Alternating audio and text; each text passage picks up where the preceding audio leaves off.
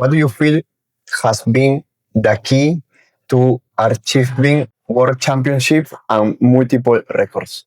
I think the key has been trying to be more honest with myself, because there was a year period where I took a break from competing and I was just so attached to the numbers, and I would like lie to myself about, oh, well, I can get this or I can get that, when I knew it wasn't really there. I would like lie about the RPE. This was RPE 7. No, it wasn't.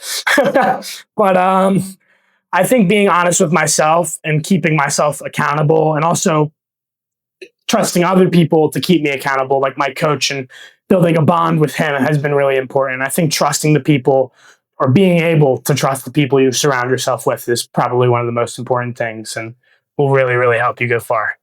Trusting. Mm-hmm. On such a demanding path, who do you choose to listen to and who do you choose not to?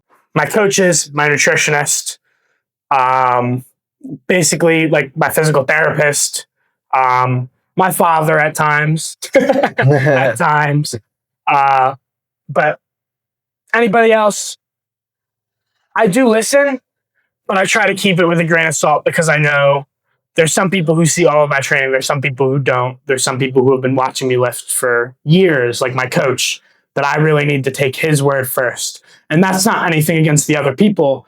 It's just, if you're second guessing what your coach says and what your guide says, then how are you going to be able to, trust him when it comes down to the line where it's like, can I make this attempt? And he's saying no or yes. You need to be able to place 100% faith in the team that got you here.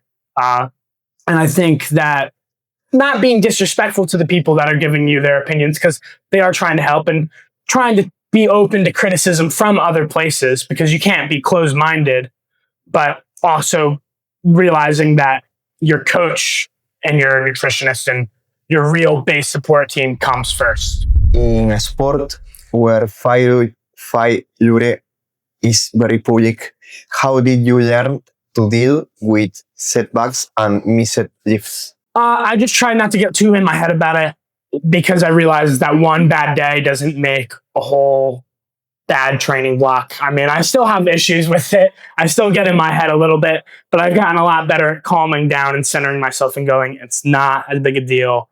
It's not as big a deal.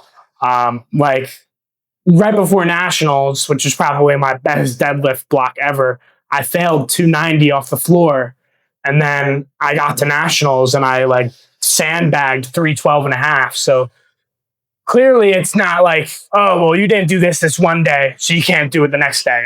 I kind of came to realize for myself that the only day that truly matters is the platform. And especially when you're younger in the sport or newer in the sport, or even if you're older in the sport, because of how long paced this sport is. Like you have like Megan Scanlon and Jerns Kingamu, these much older people. Yeah. I mean, even like Sam Watt from Great Britain, who's like over 50 years old and still competing at a super high level, most people could only dream of. You realize that one competition, even though that's where it matters, isn't going to be the end of the world, and you always have time to keep going. The sound of the bar being loaded and the roar of the crowd, can that feeling be compared to anything else? No. That's a simple and easy one. I just this is the part of the sport that you go, you train, you have the days you don't like, the days you do like, the days you're kind of just like whatever about. This is what it all culminates to, is when you get onto that platform and you get to show everyone what you've been working on. And I think that there's no better feeling and no better sound than your hard work paying off. It's just, so many people get stressed out or anxious, and I don't think that's abnormal. I think that's normal. I think it's okay to get stressed out and anxious, but I think it's important to realize like this is supposed to be your happy place. This is your time, right? This is what you put that work in for. So why are you nervous? This is your time to enjoy yourself. This is what you're working for. The gym, all that's for when the stress is there. When you're on the platform, enjoy yourself, put on the performance, and know that this is what you worked for, and this is what you put those hours in for, and realize whatever the result may be,